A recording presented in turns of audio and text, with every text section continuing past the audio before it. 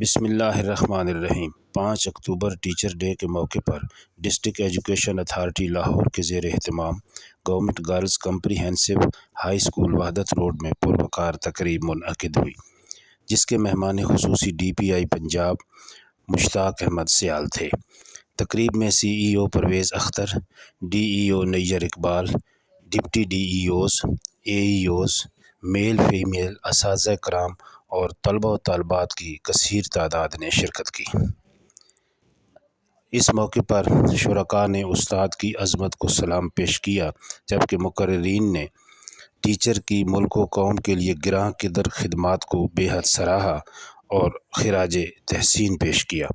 تقریب میں نمایاں خدمات سر انجام دینے والے اساتذہ کرام کو ایجوکیشن ہیرو ایوارڈ سے بھی نوازا گیا۔